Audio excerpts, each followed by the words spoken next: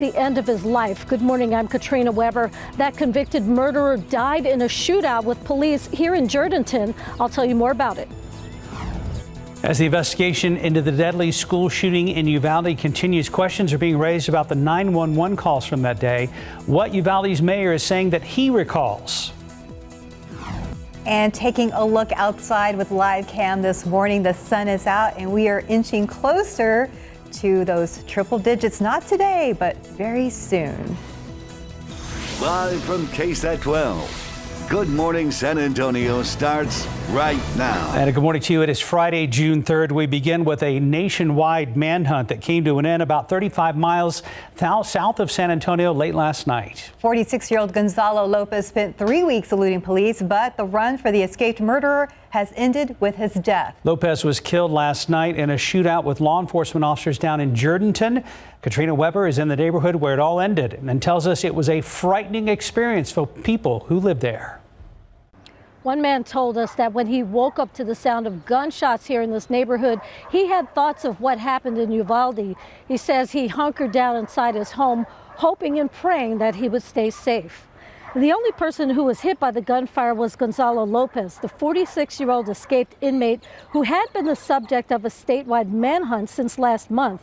According to the sheriff here in Atascosa County, he had received an alert that Lopez may be headed this way in a stolen pickup. He says deputies watching the highway spotted that pickup late last night and began following it. Meanwhile, Jourdanton police officers had put down spike strips. Lopez ran over them, flattening his tires. At some point after that, the sheriff says he started firing a rifle, then got into a gun battle with the officers. Neighbors could only try to stay out of the way. But I didn't know, what was going on, I was asleep, and then I went to the restroom, and then I saw all the police ones. I said, oh my God, there's going to be another, Uvalde. Lopez was shot and killed by officers. He was on the run after escaping from a prison bus back on May 12th. Lopez was serving a life sentence for capital murder at the time. Hours before the shootout here, investigators say that Lopez had broken into a home in Centerville, about 250 miles away from here, killed 5 people, including some children, and then stole that pickup that he was still in when he got into that shootout here late last night. Reporting from Jourdanton, Katrina Weber, KSAT 12 News. Thank you, Katrina. Top stories we're following today: a shooting overnight on the southwest side involving San Antonio police. This happened in an area between Old Pearsall Road and Quintana Road around 1:30 this morning. And Police Chief William McManus said officers were responding to a call for shots fired. When they got to the scene on Warhorse Drive, a man in a red car backed up and T-boned one of the officers' vehicles. Another officer fired one shot into the suspect's car, and the man was shot in the abdomen. It's unclear what his condition is, but McManus said the suspect was in surgery. We will continue to monitor this story and update it as soon as we get any new information. A lot of discussions yesterday about 911 calls made during the active shooter incident at Robb Elementary in Uvalde just last week. Uvalde Mayor Don McLaughlin said he never knew about the 911 calls, but after learning about the active shooter, he rushed to the area with a negotiator and only communicated with the negotiator during the whole ordeal. Now, police response time has been under scrutiny as authorities continue to release often conflicting details in the deadly school shooting. Uvalde Consolidated ISD Police Chief Pete Arredondo, the commander at the scene, believed it was a hostage situation and not an active shooter situation. Meanwhile, DPS said the 911 dispatcher received calls from people inside the school starting at 12:03. That was exactly 30 minutes after the shooter entered the building and 47 minutes before he was shot dead. According to Mayor McLaughlin and State Senator Roland Gutierrez, those calls did not make their way to the mayor or the district's police chief. The mayor also said he didn't hear any shots being fired from where he was across the street. Gutierrez said it was a system failure, that the calls were going to the city police, but not the district police. Outside with live cam, it is a Friday, closer to the weekend, and Justin here with an update and what we know are going to be some very hot temperatures throughout the weekend. Yeah, we keep just pushing those temperatures up a little bit more, which I know is not what we want to see. In the meantime, there is a little bit of hope for rain today. I want to start with the radar. We'll show you where we've got some showers and storms at the moment. And that is up across the hill country, really north of us for the most part. But we are noticing a few showers work their way towards Junction. direction and getting a little bit closer to the Fredericksburg area. We'll zoom in a little bit closer.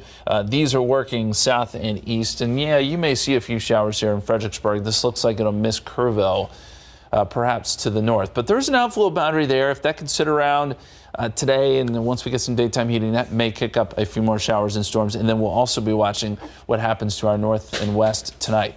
Temperatures, 80 degrees at the airport, 81 in Hondo, 82 Pleasant, and a little closer look here in Bexar County, 79 Helotes, 76 Bulverde, 78 right now in Bandera.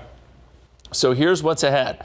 As we look at those storms this morning, again, most of that dying out, but we'll watch what happens to our northwest tonight. There could be more storms that work their way in overnight. Record heat, triple-digit heat is ahead. Record certainly possible, especially as we get into early next week. And in the tropics, soon to be Alex, still trying to develop out there in the Atlantic or Caribbean, I should say, Gulf of Mexico area. And this will work its way towards Florida with some very heavy rain. We're going to have an update on all of that coming up in just a bit, but we need to get an update on traffic now. Some issues out there. Stephen, what's going on? Hey, thank you so much, Justin. Well, we all know that 35 is one of those spots where we experience a lot of congestion. I'll tell you what, this crash here is not going to help any situation. Really can't pick it up from this TransGuide camera. What we're seeing more is just that slow moving traffic, almost neck and neck there. But out in the distance, we noticed that there was a vehicle off in the shoulder lane. A few flashing lights were seen further back. Now, we're not seeing it anymore, but again, we are seeing plenty of slowdowns. Let's go ahead and take you right to the map, because where that is being pinpointed by TxDOT is I-35 southbound at Pat Booker Road near Live Oak and the Forum. Keep in mind, again, 35 is a pretty heavily traveled area. The southbound lanes serve as a gateway to the San Antonio region, so anybody coming in will encounter that crash and can expect a slowdown at this time. We're also watching something else that popped up here near the southwest side, out toward I-35 southbound in Poteet-Jernison Freeway. Now, this was reported earlier by TxDOT. We're not seeing anything out there at this time, and it doesn't really appear that it's causing any issues with traffic, but of course, this is an area that we'll continue to watch closely. Thankfully, as we push out and show you the view of the metro area at 9:05, just some of those active construction spots. So just make sure to drive carefully, but we'll keep an eye on this 35 at Top Rewind. Hopefully have a better update as the morning does roll on. Guys. Thank you, Stephen. In your morning headlines, President Biden lays out his desires for gun control, and the war in Ukraine continues long after some thought it might be over. Plus, COVID shots for the little guys are just about ready. And how's your spelling? A San Antonio girl is the best at it. David Sears is here to explain all of this. I think you pronounce the word Moorhen. No cheating, but I'm going to give you like a couple of minutes to work on how to spell it. Who, us? Yeah, see if you can come up with a way to spell that. See if you can beat an 8th grader. Probably not. First, let's start with this. President Joe Biden talked to the nation last night about the recent gun violence and what he wants to see done about it. He focused a lot of attention on the shooting in Uvalde that took the lives of 19 students and 2 teachers. It was also one day after that shooting in Tulsa, the gunman killing 4 and then turning the gun on himself. Biden wants a ban on assault weapons and high-capacity magazines. That would not only affect the sale of rifles, but also, in some instances, that would affect handguns. If the manufacture of the semi-automatic rifles can't be stopped, he wants the age to buy that kind of weapon raised to 21. He also mentioned enhancing background checks, red flag laws, storage laws, and ghost guns, and mental health. This isn't about taking away anyone's rights. It's about protecting children. It's about protecting families. Those lives will never be the same. Talked about protecting children, but one thing he did not mention in his speech last night was hardening schools against potential attacks. His press secretary said a few days ago that it's not something he believes in. When Russia invaded Ukraine, many experts didn't think it would take long for Russia to overtake the country. 100 days later, the fighting continues in Ukraine. Ukrainian President Zelensky says that Russia does control about 20% of his country. He says the Donbas region is, quote, almost entirely destroyed. The Ukrainian army has been praised for their ability to hold on and in some cases push Russian troops back. Pretty remarkable when you consider they are outmanned by land forces 2-1 and overall outspent 10-1. The U.S. continues to send billions and weapons. The White House also adding more sanctions against Russian government officials. We are still dealing with a pandemic, and the White House is predicting that the young ones will be able to get a COVID-19 vaccine by the end of the month. The Biden administration says the vaccines for 5 and under could be ready to go by June 21st. The FDA still has to look at some of the data from Moderna doses. That should take place in about 2 weeks. Then the FDA will decide whether or not to give their blessing, the emergency use. And then CDC has also got to give its recommendation. If everything goes according to plan, it'll still take some time to make the vaccines more widely available. And finally, congratulations to another San Antonio champion. Marina Logan is bringing home the Spelling Bee Championship Trophy. Look at that trophy. That's a big one. The 14-year-old 8th grader took down her opponent in the lightning round of the Spelling Bee. They both missed 4 words, I guess in regulation, and then had to go to the 90-second spell-off. Logan was lightning fast. She spelled 21 words correctly, beating her opponent by 6 words. Moorhan. Mooragn. I can't even say it that fast. Let's just spell it that fast. And do we have time for applause afterwards? I know. Kidding me? So she got that word right. That was basically the word that put her in the lead for good last night. Yeah. So she wins the trophy and $50,000 in cash and prizes. Look at her. She was ready. Yeah. She was on it. With confidence. And I saw a clip where there was a few in a Look row. at her. Look at her reaction. Of course. Yeah. Well deserved. Awesome. Well deserved. Harini, thank you so much for helping get San Antonio on the map today in a great way. She's been working at this for several years and Yeah. finally made it to the big stage and bringing home the trophy. Yeah. Fantastic news. Yeah. Or M-O-R-I-G-N. Very, very fast. Just make sure you get all the O's in there, right? Yes. Okay. And the E's. There And you the go. E's. David, thank you. Right now, 9:09, about 80 degrees still ahead on GMSA at 9. We are featuring a high school graduate in our great grad story. Max Massey will introduce us to a teen from St. Mary's Hall who not only beat cancer, but managed to get through high school during a pandemic. Plus, we're hitting the classroom with Brisket U, as in university. Later in the newscast, I'll explain how the weekend class teaches you to smoke brisket the right way. We'll be back after this. 9:13, inflation is hitting Americans' wallets hard. And on top of the rise in prices, interest rates for traditional savings accounts remain low, making it difficult for your savings to keep up. ABC's Rena Roy has some tips on how to save money during inflation. Inflation is sky high right now. And if you have your money parked in a traditional savings account earning, let's be honest, nothing %, the fact is you are losing money. CNET Money's Farnoosh Tarabi says the value of how far your dollar can stretch is diminishing as it sits in that plain vanilla savings account. If you had $1 in a bank account last year and you saved it, and now with inflation hovering over 8%, that dollar is actually worth closer to 92 cents. Typically, when the Federal Reserve raises interest rates, savings rates also increase. So while we have seen mortgages, personal loans, credit cards increase as far as APR and interest rates, we haven't seen the same sort of upward movement in the savings landscape. Tarabi has a few tips on how you can make the most of your savings right now. Number 1, compare interest rates at digital banks. There are a lot of digital competitors right now vying for our savings dollars, and many of them do offer better than average savings rates. Tip number 2, look for sign-up bonuses. If you're a new customer, they may offer you a welcome sign-on bonus, giving you an immediate boost to your savings account. Tip number 3, if you don't need your savings right away, consider I-bonds. So I-bonds are government-backed securities. They adjust twice a year to mimic where inflation is. And right now, I-bonds are earning well over 9%. When deciding if I-bonds are right for you, keep in mind you can't touch that money for a minimum of 1 year. Rena Roy, ABC News, New York. 9:15, already 80 degrees. I have some friends in town from Wilmer, Minnesota. Oh, They're watching right now. Hello to the Larsons. It's Hello. 55 degrees up there right now, west of the Twin Cities. So they're probably thinking, what the heck, Much Justin? different. And it's still early. They're here for 2 weeks. Ooh. So they get the full enchilada plate of temperatures, don't Yes, they? they sure do. Yeah. We're sorry in advance. It is going to be pretty brutal next week. In the meantime, guys, we do have some showers on the radar. So, yeah, there's a little bit of a chance today. They're up here across the hill country, and unfortunately, this little line you see here is starting to die down. It was unfortunate yesterday because we had a boundary right across San Antonio, but nothing developed. The ridge is sort of winning out. We have a ridge off to our west, and it provides sinking air, and it's kind of a battle, right? You get these boundaries that kick up some showers, but that ridge is kind of counterbalancing that and really taking away our rain chances. Bottom line today, there is a small chance. And as this boundary here works south and east, that's about right there, there could be a few more storms this afternoon once we get some daytime heating. We'll watch it. Nothing, I don't think it's going to be anything too widespread as we get into the afternoon hours. We're still going to keep it at a 20% chance.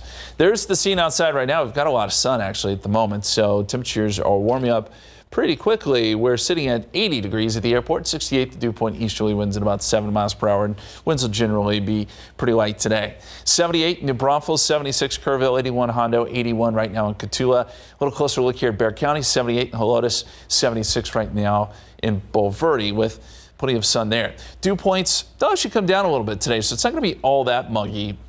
We'll see dew points in the mid-60s by, say, 5, 6 o'clock, which is humid but not overly sticky, and then dew points will jump back up tonight. But as we look into the future, dew points really do drop off as we head into the weekend and next week. So that complex of showers and storms that came out of West Texas looked like it had quite a bit of momentum earlier. Now it's just kind of falling apart, which they often do this time of the day. But as we look at the setup here, you can actually see a twist in the atmosphere. So we've got one little piece of energy that's pushing east, and that'll kind of skirt us to the north. But behind it, we are expecting more development later today. I mentioned that ridge sitting off into Mexico. It actually provides what we call northwesterly flow. And a lot of times, if we can get storms up here across West Texas, they'll ride that flow right down into our area, which is a possibility tonight, but a small chance. Everything's going to kind of work out perfectly here. And sometimes that's not the way it goes. But scattered severe weather is expected from Amarillo down to Midland this afternoon. And as that gathers, and if it can gather into a complex, then there's that chance that it works all the way down to San Antonio. For that reason, there is an isolated risk of some strong storms tonight. Look, I don't think severe weather is going to be a huge issue, but there could be a storm that pulses up and maybe produces some gusty winds. We'll be here to let you know if it does, but I don't think severe weather is going to be a big issue. And as we look at the forecast here, this is 6 o'clock. This model does show some development here, 20% chance. We'll watch the radar closely for you this afternoon. And then as we get into tonight, it actually shows some of those storms coming out of West Texas and holding together into early tomorrow morning. This is 7 a.m. Saturday. So we'll keep a 20% chance in there through tomorrow morning. But after that, rain chances go away and the heat cranks up. So our KSAT 12-hour forecast will put in 20% chance of rain this afternoon, 95, 96 for a high around 5 o'clock, and we'll keep that rain chance going right on into tonight to account for any storms that do try to come out of West Texas. Very quickly, potential tropical cyclone 1. Winds are now 40 miles per hour. This is going to become Alex here very soon. And then we're expecting this to be a tropical storm as it works across the state of Florida over the weekend. Winds are not going to be all that strong. We're talking 40 to maybe 50 miles per hour, but the rainfall is going to be the big story. So freshwater flooding, a big problem potentially across South Florida, where they could see up to 10 inches of rain out of this. 99 tomorrow after that chance of rain early, 101 Sunday, 103 Monday. That's probably our hottest day and could be a record setter. 102 Tuesday, and triple digits into next week as well, guys. Wow, your visitors are here during triple-digit weather. They've been before, but let's hope they packed light.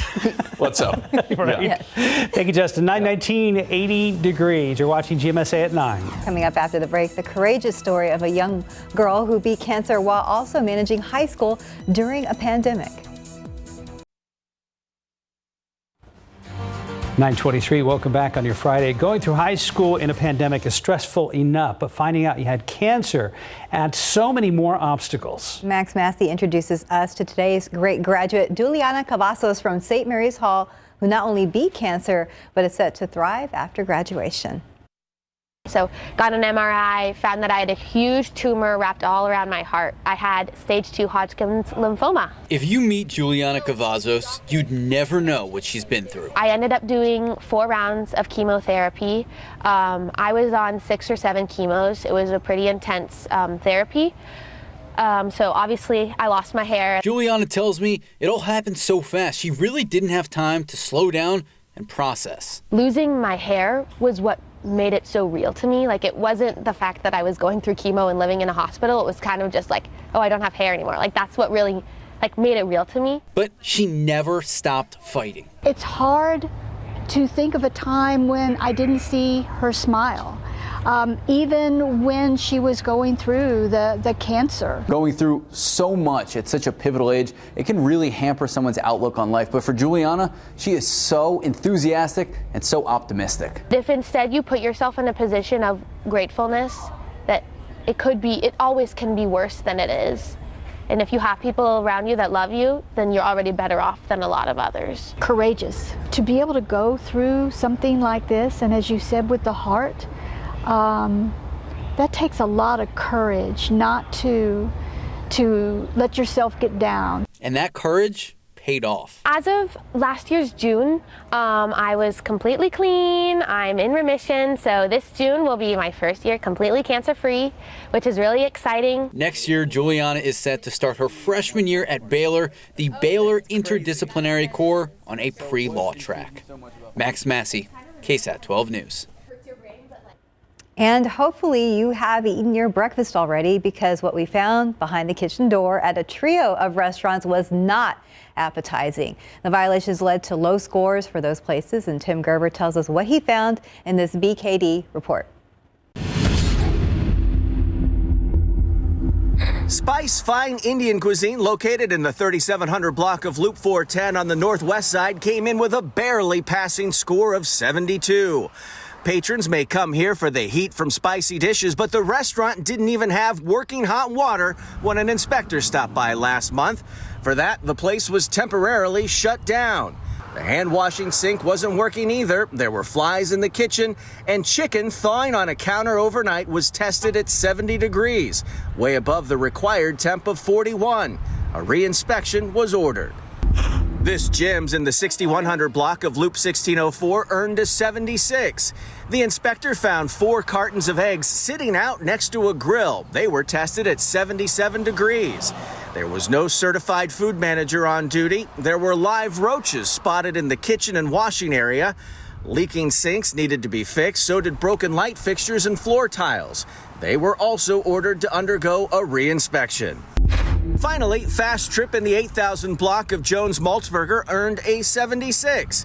When the inspector stopped in last month, the business didn't even have a valid food permit. Cooked potatoes were being stored at room temp on top of a microwave. Employees were thawing out meat in a bucket in a mop sink, and the ice machine was dirty. The business also written up for selling bags of ice without the proper permit from the state. When we were there, an employee told me they have corrected the violations. He said they now have a valid food permit, and they're still waiting for the state to give them a permit to sell bagged ice. Tim Gerber, KSAT 12 News.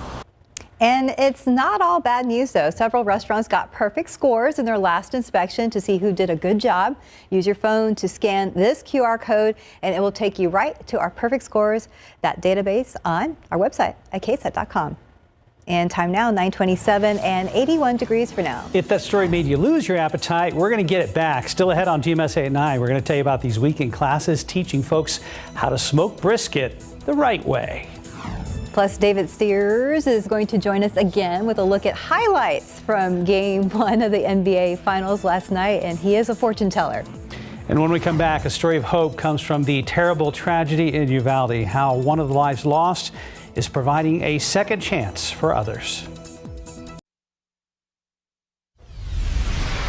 He died of a heart attack just days after his wife was killed inside Robb Elementary in Uvalde last week. Now, Joe Garcia's family is honoring his decision to help patients in need. As a registered donor, his corneas were donated, and 2 people this week received the transplants. Erica Hernandez with how that decision is making an immediate impact. Wednesday, Irma Garcia and Joe Garcia were laid to rest in Uvalde. Joe, a registered donor, his family, making sure those wishes were honored. Now 2 people whom he never knew will benefit from his decision. 2 individuals will be able to see again, will be able to go back to their families, live that full life, and a part of Joe will live on through them. Samara Nichols with the San Antonio Eye Bank says how important it is to find recipients quickly. Once the cornea is donated, the preservation medium that it is contained in keeps that cornea cells, those are cells, alive and viable for 14 days. So once that cornea is donated, we have up to 14 days that we need to transplant it. The first patient received the transplant on Tuesday. The second surgery took place Thursday morning in Schertz by Dr. Kenneth Maverick, and he tells us a little more about how that procedure is just an in-and-out surgery. We basically transplant someone who's passed on their cornea to somebody who needs a new cornea because their cornea is not clear. And that's a transplant that's done in the operating room. It usually takes about 30-40 minutes, and it's highly successful. There are an estimated 12 million people suffering from corneal blindness around the world, and Dr. Maverick hopes Joe's story is one that will inspire others to donate. This is just a ray of light in a very dark time, but the human spirit lives on, and the ultimate sacrifice is organ donation. Erica Hernandez, KSAT 12 News. And taking a look outside with live cam, we are now up to 81 degrees. Things heating up pretty quickly here. Sounds like a broken record, right? Yeah, we're going to be right back in the mid-90s this afternoon and close to 100 over the weekend, even hotter next week. The one area where we could see some relief is in the form of a few showers and storms today. The radar revealing that we do have a thin line of showers, and I mean a thin line, working its way into Fredericksburg now and just north of Kerrville. This may limp into Kerrville here over the next 30 minutes or so. Let's zoom in a little bit closer. Looks like it's just trying to cross over there into Kerr County out of Gillespie County. And a few of these showers, it looks like they may hold together as they move towards the Kerrville area here again over the next half hour or so. And that boundary, if it's around today, could kick up a few more showers and storms a little bit later this afternoon. At least that's the hope. And as we look a little bit closer here to San Antonio, cloud cover not there for the moment. We will see some of those clouds though work in from the north and west. 80 degrees at the airport, 79 Randolph, 89 already in Divine, hotspot, 81 Hondo. Pollen count just came in, and it is about the same as yesterday. Mold is moderate at 560, so it just went up ever so slightly. Here's what's ahead. We're expecting, again, a few storms this afternoon. We'll watch what happens to our northwest tonight. Some of those storms could work in overnight. Record heat heads our way early next week, and then in the tropics we have soon to be Alex. It basically is almost tropical storm Alex at this point, and the bottom line is going to drop some very heavy rain in Florida. We'll update all of that for you coming up here in just a couple minutes. Thank you, Justin. Checking Transcat right now. We've had some slow going, but still moving very well at 35 at Topper Wine. No major issues to report. I'll let you stay up, Steph. To halftime, yeah. Halftime? Yeah, didn't expect what I saw. I mean, it was like, Golden State has home court advantage. It's Steph Curry. And I went to bed, and I woke up this morning like, what in the world? What the heck? I mean, we've got a series, and we're only one game in. David Sears joins us now with a recap of Game 1 of this year's NBA Finals, the Spursless NBA Finals. Right. Boston? Yeah. Boston won? You called it. What did we say yesterday? Why aren't you wearing green today? You're going to stick with the Golden State Warriors, are you? Me? Yeah. Honestly, it's not the Spurs, so I'm like, they have to win. I like Steph Curry. My mom does, and that's kind of what I do. But I'm a huge Derek White fan as well, and he did really good in the last quarter. Yeah. Show you a couple of those. Just say, you mentioned Steph Curry. Let's start off with some highlights. Boston, they don't have a whole lot of experience in the NBA Finals. That guy does. And he had a really good first quarter. He started off on fire at 6 threes in the first quarter alone. Remember, at one point he had 9 in a game, set a record, but he only had 1 after the 6 in the first quarter. So we don't know where he went. But just thought he was going to start, shooting them from the stands in three-quarter court, making them like he does in practice. They never really got a big lead. They got up by 10 in the second quarter. The Warriors did. Boston went on a 10-0 run. So the Celtics ended up at halftime, 56-54. The teams combined for 23s in the first half. This turned out to be a 3 shooting contest last night. We got a third quarter. The Warriors on the attack in the third. Curry was big time in the third. And they went on a 12-2 run. They got up 12 going into the fourth, but Boston went on a 12-2 run of their own to get back in it. Derek White had a huge night. So did Al Horford. Al had 26, White with 21. Boston actually opened the fourth quarter with 7 straight three-pointers.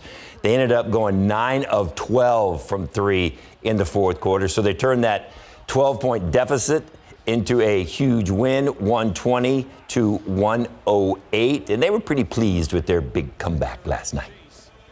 Kind of who we've been all year, tough grinders, resilient group that we can always know we can rely on our defense to kind of buckle down when needed. We always rely on that, and impressive against a really elite scoring team. They're such a good team, and for us, it was just continue to play no matter what. And our guys, that's what we did. It wasn't our best game, but we continue to fight and find different ways to get this win. We've been in this position before, and we've won series where we've lost the first game. We've won a road game, at least one road game, and I don't know how many consecutive series. So you always kind of assume you're going to have to win on the road to win a playoff series. So it's a different feeling, but it's still first 1 to 4. It's a tough feeling for sure. Like, nobody wants to sit on that for the next 2 days and just sit and wait, knowing how big game 2 is going to be for us. But stay locked in, stay focused, stay confident in who we are, what we can do. The fact that this series is just getting started. Remember, he had 34 last night, but remember he only scored only won 3 after those 6 in the first quarter. So that was kind of strange for him. And also the Celtics outscored the Warriors 40-16 in the fourth quarter, and turning that 12-point deficit in the fourth quarter into a win. First time in NBA history that's ever been done, that it was a double-digit deficit turned into a double-digit win in the fourth quarter on the road. Oh, nice. And here's a couple of really interesting stats for you. So combined, they hit 43s. They shot 86 last night. They shot 173 shots last night between the two teams, right? So half the shots were three-pointers. Wow, that's pretty. So it was a lot of fun to watch. If you like three-pointers. If you like three-pointers. And who doesn't like three-pointers? Yeah, well, I mean, if you like fundamental basketball, like a little Tim Duncan down low, Well, we like that too, for sure. Something else to think about, though. Boston's series went 7. The Warriors are coming off some rest. So interesting how that played out. So they might have been a little tired last night. That's true. All right, so Steph's going to pull out the green for Tuesday. She owns it. For Sunday. She has that color green, wherever it is. Yeah. Sunday. So here's game 2. Game 2 Sunday night. 7 o'clock. Remember, it's 7 o'clock is on Sunday, so it's earlier than. We'll get to watch more of it. Yes. We will. Yeah. So get some rest tomorrow so you can stay up late Sunday. Okay. We'll see. It's a deal. Check this out. David Green. Thank you very much. Time now, 9:39 and 81 degrees for now. You're watching GMSA at 9. Beer and brisket. It's a perfect way to spend part of a weekend. We take you to Brisket University here in San Antonio next. Father's Day is June 19th. Summer officially begins on June 21st. That means it's prime grilling and meat smoking season. You already know barbecue is at the top of the food pyramid here in Texas. Many of us have tried our hand at smoking a brisket at home. Well, now there's a chance for you to raise your game and become a certified backyard pitmaster. Let's be honest, brisket can be a bit intimidating. But done right, this smoked hunk of heaven is the signature of an accomplished pitmaster.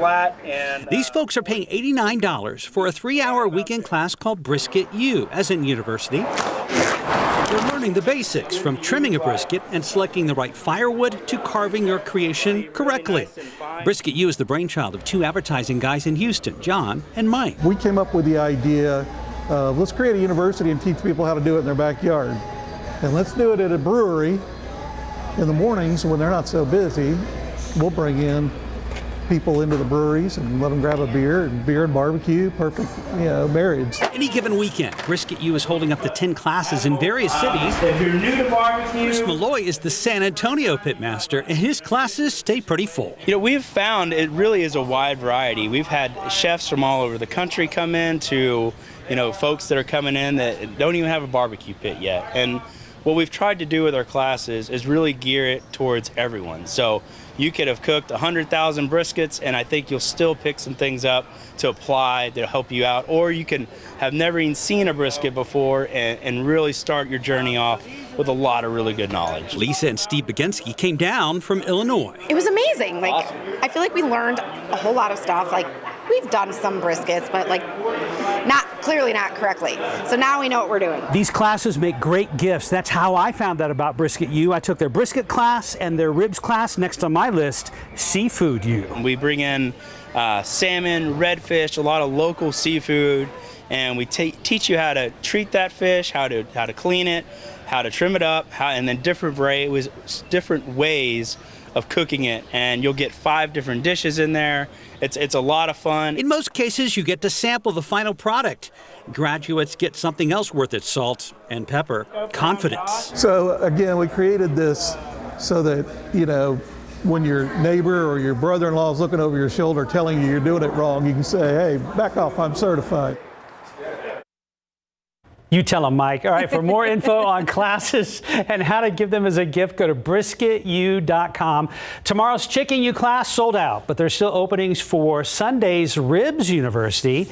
Brisket U's up and running in most large Texas city, just expanded to Nashville, Steph, and they are also coming to Charlotte, North Carolina. I also love the notion of getting to visit these different local craft breweries that play host to these Brisket U classes. Special thanks to Dos Serenos Brewing in Southtown for their hospitality the weekend that we shot this story. I didn't even know this was out there until I heard you were working on it. And I didn't know about it again until I got it as a gift. So I can't wait to continue my education. Yes, your education shall continue, and we can't wait to sample as well. I'm going to bring some in. All right, sounds good. I know Justin's waiting too. Well, now that you're certified, I mean, we'll be over tomorrow. Tomorrow. Sounds good.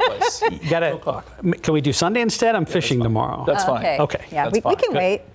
Man, that's a heck of a weekend. Fishing, brisket, sounds nice. Not a bad thing. Stay cool, though. Stay cool, because these temperatures are really going to crank up over the weekend. Here's what we're watching today. We've got some showers and maybe a couple storms here along outflow boundary from an earlier system or a cluster of showers and storms that was working its way across central Texas. So right now, trying to get a little bit closer to Kerrville. If you're in Kerrville, it looks like you're going to get a couple showers. Now, this isn't going to add up to much, but we will take what we can get at this point.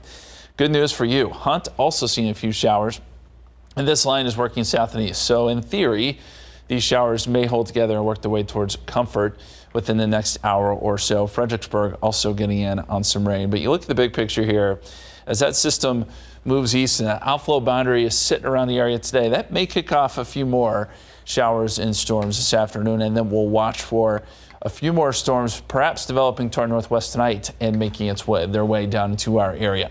Outside, we've got mostly sunny skies, 80 degrees at the airport, 80 at Stinson, 80 at Kelly, 79 at Randolph. Winds are light out of the east, and most of us in the 80s at this point, although it's 66 in Junction, and that's part of that sort of that rain-cooled air that moved through there. 79 Bandera, 81 Rio Medina, 78 New Braunfels right now, 77 Canyon Lake. Here's the satellite picture, and we do have mostly clear skies. This is ground clutter here, but some of those clouds associated with those showers and that complex of showers and storms will, the cloud cover from that will work in here probably into the lunch hour, so we may see a few more clouds by then. The bigger picture here, and you can see this big area, this big disturbance here that brought heavy rain to West Texas overnight and is working through north central Texas at this hour, spinning the atmosphere right there. That moves east, but again, the tail end of it, some of that energy may work into our area today. And the setup, we've got high pressure over Mexico, and it's kind of what we call northwesterly flow aloft. And a lot of times that can be good for us because we can get these clusters of storms that work all the way down to San Antonio. We'll see if that happens tonight. There's an outside chance that some storms that develop here in West Texas, and there will be scattered severe weather there today, Midland up to Amarillo, that some of those clusters of storms could work towards us a little bit later today. There is a slight risk, or I should say an isolated risk of a severe storm today. I don't think it's a huge issue, but we could see some gusty winds with any storms that develop. So we'll keep an eye on that. Here's the forecast. And this afternoon, this model's been pretty insistent on putting some showers and storms into our area by late this afternoon and this evening. 20% chance of rain is what we're going to put in the forecast today. And then tonight, as some of those storms come out of West Texas, if they can hold together, then we'll have another chance overnight into early tomorrow morning. This is 7 a.m. on Saturday, 20% chance. After that passes by, then we're done with the rain and the heat starts to really crank up. So the KSAT 12-hour forecast, 87 noontime. We'll put in a 20% chance of rain this afternoon, 95 at 4 o'clock, 96 your high temperature, and still rain chances going into tonight, 91 at 8 o'clock, 88, 9 p.m. Potential tropical cyclone 1.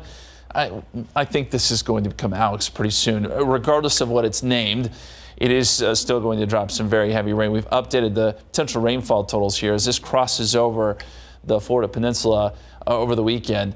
We still think that the winds will be in the range of 40 to 45. It's not really a big wind maker, but it's the rain, possibly up to 10 inches of rain in parts of South Florida as it moves through. So 20% chance of rain today, 20% chance of rain tonight into tomorrow morning, and then from there, it's just hot. 103 Monday, 102 on Tuesday. Those are potentially record-breaking high temperatures, guys. Justin, thank you. We want to let you know we have some new information coming into our newsroom about an overnight shooting on the southwest side involving San Antonio police. Police say the incident involved a 13-year-old boy who was trying to get away from officers in a stolen car. Now, this happened in an area between Old Pearsall Road and Quintana Road around 1:30 this morning. Police Chief William McManus said officers were responding to a call for shots fired. And when they got to the scene on Warhorse Drive, a 13-year-old in a red car backed up and T-boned one of the officer's vehicles. Another officer fired one shot into the car. The young boy was hit in the abdomen. Police say he later died at a San Antonio area hospital. There were other teens. There were also 2 other teens in the vehicle at the time, but they were not hurt. We will continue to follow this story and bring you the latest on air and online at KSAT.com. Time now 9:51 and 81 degrees for now. Be right back.